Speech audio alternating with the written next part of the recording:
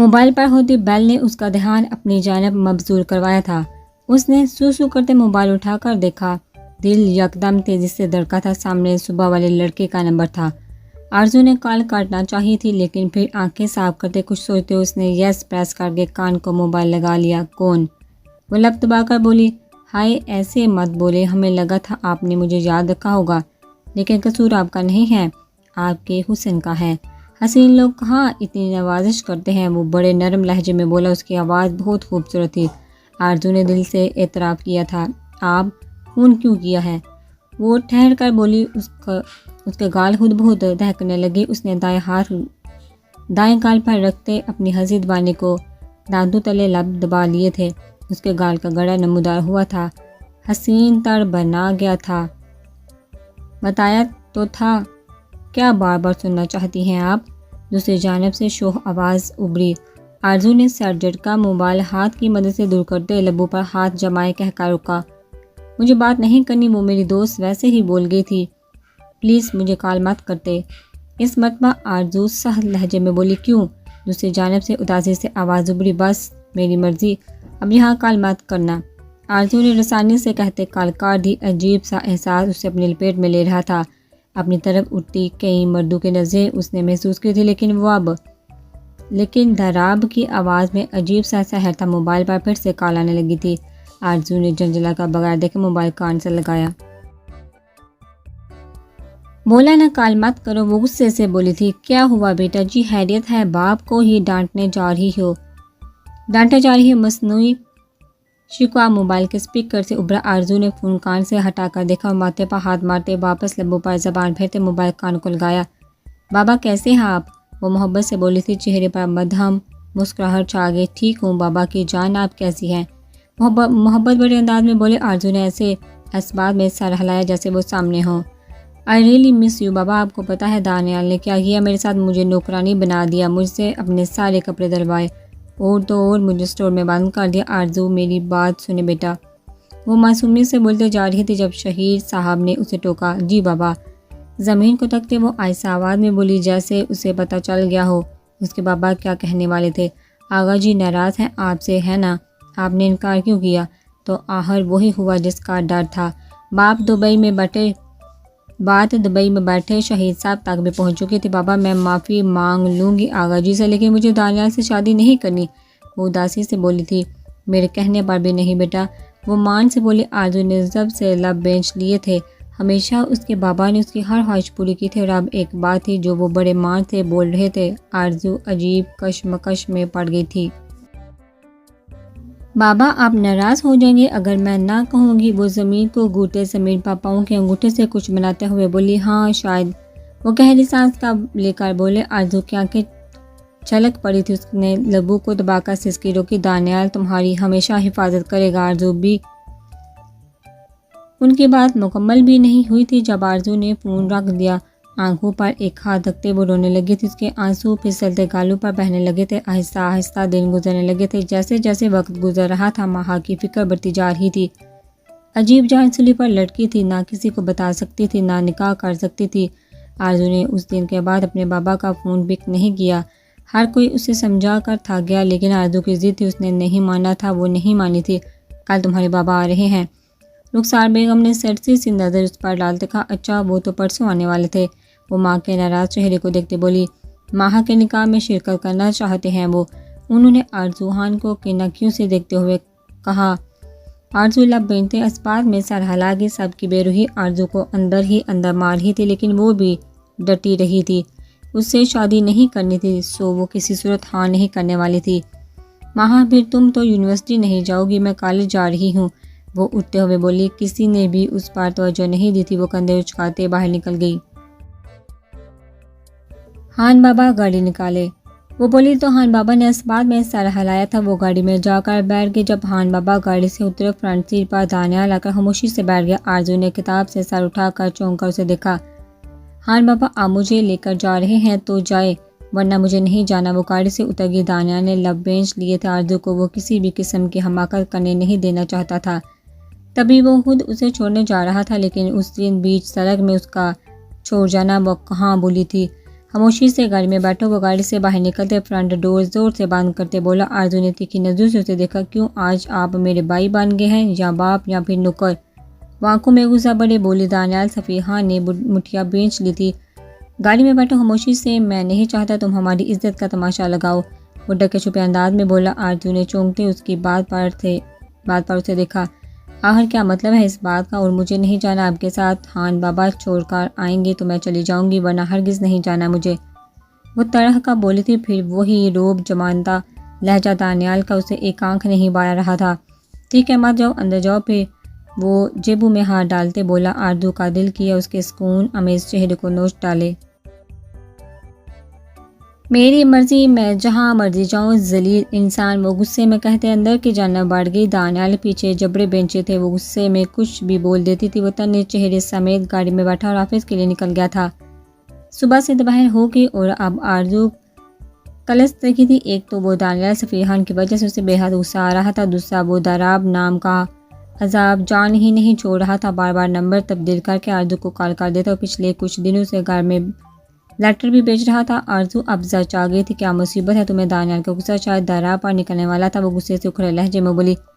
تمیز سے بات کریں محترمہ، بہت ہو گیا ناٹک، اب مدعے پر آتے ہیں۔ خاموشی سے مجھ سے محبت کا اقرار کرو ورنہ۔ دراب کے لہجے میں اس بار عجیب سی پور اسراری تھی۔ آرزو کو اس کی آواز اب زہر لگی تھی۔ ورنہ کیا؟ وہ پھنکاری تھی شدید طیش میں۔ ورنہ تم خود دیکھ لو، وہ طنزیہ لہجے میں بولا۔ آرزو نے موبائل کان سے ہٹا کر دیکھا۔ واٹس ایپ نوٹیفیکیشن تھا۔ آرزو نے اوپن کیا تو بے ساختہ اس کے ہاتھوں سے فون گرتے گرتے بچا تھا۔ اس دن یہ سب کیا ہے؟ آرزو کا لہجہ لڑکھڑا گیا تھا۔ کیسی ہے؟ اگر میں انہیں تمہارے گھر والوں کو دکھا دوں تو؟ خباثت سے بھرپور آواز۔ آرزو نے حیرت سے پھر موبائل کو دیکھا۔ یہ اس دن کی پک تھی جب دراب نے آرزو کو گرنے سے بچایا تھا۔ وہ تصویریں بہت مختلف اینگل سے لی گئی تھیں۔ جہاں ایک پک میں دراب آرزو کی کمر میں ہاتھ ڈالے کھڑا تھا اور دوسری تصویر میں وہ اس کی جانب اس انداز میں جھکا ہوا تھا کہ کوئی بھی دیکھتا تو غلط ہی سمجھ لیتا۔ کیا چاہتے ہو تم؟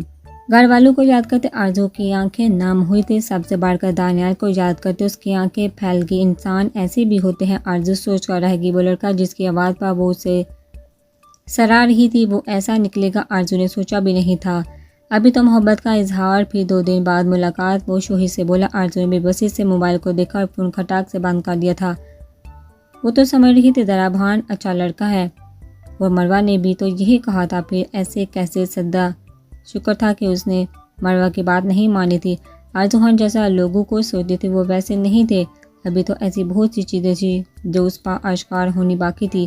آرزو کا دل گھبرانے لگا تھا، آنکھوں سے آنسو پھیل کر نیچے گرنے لگے تھے۔ میسیج نوٹیفیکیشن ٹون بج رہی تھی، بار بار میسیج آ رہا تھا، مگر آرزو کو ہوش ہی کہاں تھا۔ اس کا دماغ موف ہو رہا تھا کہ اگر میں ایسی سچویشن تھی کہ کوئی اس کی بات پر یقین کر لیتا، ہرگز نہیں، سب اسی کو غلط سمجھیں گے، وہ کیا کرے؟ میں یہ پک تمہارے گھر کے ساتھ پورے سوشل میڈیا پر وائرل کر دوں گا اگر ابھی تم نے مجھ سے محبت کا اظہار نہیں کیا۔ ایک اور دھمکی بڑا میسیج جسے دیکھتے آرزو کی روح فنا ہو گئی تھی۔ وہ روتے ہوئے نفی میں سر ہلا گئی۔ اسے کچھ سمجھ نہیں آ رہا تھا وہ کیا کرے۔ وہ آرزو خان تھی ہر چیز کا جواب دینے والی، لیکن آج اس سچویشن میں اسے سمجھ نہیں آ رہا وہ کیا کرے۔ نہیں پلیز، اس نے مشکل سے ٹوٹا پھوٹا میسیج سینڈ کیا تھا۔ جلدی کرو، میں ویٹ کر رہا ہوں، اس کے بعد تمہیں جگہ بتاؤں گا، اور اگر تم نہ آئی تو میں تمہارے گھر آ جاؤں گا۔ آرزو کی روح فنا ہو رہی تھی، اس نے کانپتے ہاتھوں سے آنسو صاف کیے تھے۔ آئی لو یو دراب خان، کانپتے ہاتھوں سے بغیر سوچے سمجھے آرزو نے میسیج سینڈ کر دیا۔ دوسری جانب سے فوراً جواب آ گیا۔ آرزو کی آنکھیں بار بار دھندلا رہی تھی۔ اوکے گرگل، بہت خوبصورت ہو تم، باربی ڈال، اب کل ڈریس بھیجوں گا، آ جانا، تمہاری خوبصورتی محسوس بھی تو کرنی ہے۔ میسیج پڑھتے آرزو اس کی بات کا مطلب سمجھتے اندر سے سہم گئی تھی۔ وہ ہاتھوں میں چہرہ چھپائے پھوٹ پھوٹ کر رو دی جب موبائل پر پھر سے کال آنے لگی تھی۔ آرزو خوف سے موبائل کو دیکھنے لگی، لیکن مروہ کی کال تھی۔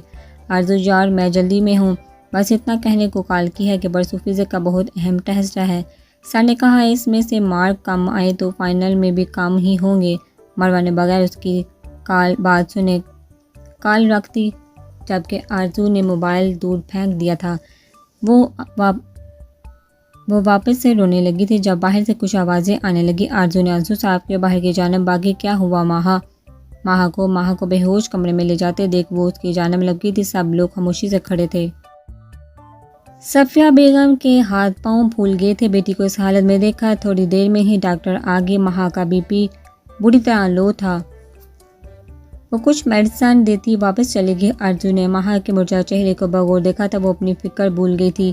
بیٹا کیا ہوا؟ کچھ کھایا نہیں تھا کیا؟ نور بیگم ماہا کو دیکھتے محبت سے بولی اور عائشہ کو اشارے سے کچھ لانے کا کہا جو اسپاس میں سر ہلاتی باہر نکل گئی۔ تھوڑا سا بھی کھا لیں تو میں موٹی ہو گئی ہوں یہی کہنے لگ جاتی ہے، لڑکیاں پھر گرتی رہتی ہیں۔ علی انگور کے دانے منہ میں ڈالتے بولا۔ رخسار بیگم نے اسے گورا تم کسی کے لیے چھوڑو تو کوئی کھائے۔ نور بیگم نے بھی اسے ڈانٹا۔ وہ منہ بناتا وہاں سے چلا گیا۔ ماہا گمسم سی لیٹی تھی۔ اسے تو کل ہونے والے تماشے کی فکر ستا رہی تھی۔ مجھے آرام کرنا ہے ماما، وہ صفیہ بیگم کو بولتی کمفرٹر منہ تک اوڑھ گئی۔ سب نے فکر مندی سے ایک دوسرے کو دیکھا اور کمرے سے نکل گیا۔ آرزو نے بھی باہر کی جانب قدم بڑھائے لیکن اس مرتبہ اس نے دروازہ بند کرتے پلٹ کر پھر ماہا کی جانب قدم بڑھائے۔ ماہا اٹھو، مجھے بتاؤ کیا مسئلہ ہے؟ ماہا کے سر سے کمفرٹر اتارتے وہ نرمی سے بولی۔ ماہا نے نم آنکھوں سے اسے دیکھا اور پھر جٹ سے آرزو کے گلے لگے رونے لگی تھی۔ اس کی ہچکیاں کمرے میں گونجنے لگی۔ کیا ہوا بتاؤ تو صحیح ماہا، رو کیوں رہی ہو؟ آرزو اس کی پیٹھ سے ہلاتی بولی۔ ماہا اس سے الگ ہوتی اسے دیکھنے لگی۔ آرزو میں مر جاؤں گی، میں شادی نہیں کر سکتی۔ ماہا زکام زدہ سی سانس اندر کھینچتے بولی۔ آرزو نے لب بھینچے اسے گورا تو کس سے کہا کرو شادی مت کرو، انکار کر دو، ضروری نہیں کہ بڑوں کے فیصلوں میں تم اپنی زندگی عذاب بناؤ، اگر تمہیں تعلیم پسند نہیں تو مت کرو۔ آرزو نے اسے حوصلہ دیتے کہا۔ ماہا نے نم آنکھوں سے نفی میں سر ہلایا۔ میں یہ نکاح اس لیے نہیں کر سکتی آرزو کیونکہ میرا پہلے سے نکاح ہو چکا ہے اور نکاح پر نکاح تو جائز نہیں نا۔ ماہا روتے ہوئے سسک پڑی۔ اس نے فیصلہ کر لیا تھا وہ آرزو کو کم از کم سب بتا دے گی۔ آرزو اس کی بیسٹ فرینڈ اور اچھی کزن تھی اور ویسے بھی کسی کو تو اس کی حالت کا اندازہ ہونا چاہیے تھا۔ کیا بول رہی ہو تم ماہا؟ آرزو شاک کے عالم میں اسے دیکھ رہی تھی۔ ماہا میں سچ کہہ رہی ہوں۔ پھر ماہا نے آرزو کو شروع سے اینڈ تک سب بتا دیا سوائے اس کے گینگسٹر ہونے کے۔ آرزو منہ کھولے اس کی بات سن رہی تھی۔ ماہا بتانے کے بعد پھر سے چہرہ ہاتھوں میں چھپائے رونے لگی تھی۔ اب کیا ہوگا؟ آرزو آغا جی کو پتہ چلا وہ مجھے کبھی معاف نہیں کریں گے اور مما اور بابا سب مجھ سے نفرت کریں گے اور الیگزینڈر رو وہ ماہا کچھ کہتے کہتے رک گئی۔ اس کی ہچکیاں بن گئی تھی۔ الیگزینڈر کا نام لیتے ہی زبان لڑکھڑا گئی، آنکھوں میں خوف دوڑ گیا۔ کچھ نہیں ہوگا، تم یہ کسی کو نہیں بتاؤ گی ماہا؟ میں ہوں نا، میں سب سنبھال لوں گی، یقین کرو مجھ پر، میری طرف دیکھو، میں سب ہینڈل کر لوں گی۔ اس نے ماہا کے روتے ہوئے وجود کو جھنجھوڑ ڈالا تھا۔ ماہا ساکت نظر سے آرزو کو دیکھنے لگی۔ میں سب کو دیکھ لوں گی، کچھ نہیں ہوتا، بس تم خاموش رہنا، تمہارا نکاح نہیں ہوگا، میں کچھ کرتی ہوں۔ آرزو اس کا سر تھہلاتے مضبوط لہجے میں بولی تو ماہا نے اس بات میں سر ہلایا، لیکن حقیقت تو یہ تھی کہ خود آرزو کو نہیں پتا تھا کہ وہ کیا کرے گی۔ ابھی تھوڑی دیر پہلے وہ بھی اسی وجہ سے سسک رہی تھی کہ گھر والوں کو پتہ چل گیا تو وہ اب پھر ایسی سچویشن اس کے سامنے آ کر کھڑی ہو گئی تھی۔ اب تم رقص کرو، ایسے ظاہر کرو جیسے کچھ ہوا ہی نہیں۔ اوکے بی بریو، وہ مسکرا کر بولی تھی۔ ماہا دھیما سا مسکرائی۔ آرزو وہاں سے اٹھتی اس کے کمرے میں نکل گیا۔ آرزو کو اپنا دماغ معاف ہوتا معلوم ہو رہا تھا۔ وہ اپنے کمرے میں آئی تھی جہاں اس کے موبائل پر دھراب کے ڈھیروں میسج تھے، کسی میں عجیب شاعری تھی، کسی میں اس کی خوبصورتی کے قصیدے تو کسی میں اظہار محبت کرنے پر خوشی کا اظہار، اور میسیجز لگاتار آ رہے تھے۔ ماہا نے فزکس کی بک اٹھائی۔ اس کا پہلا اور اہم ٹارگٹ ٹیسٹ تھا۔ ماہا کا نکاح کل تھا اور آرزو کو پرسوں اس لڑکے کا بندوبست کرنا تھا، لیکن پہلے اس کی پڑھائی اہم تھی۔ موبائل اٹھائے وہ باہر نکل گئی تھی۔ ہال میں نیچے فرش پر بیٹھے اس نے موبائل اور کتاب شیشے کی میز پر رکھے تھے۔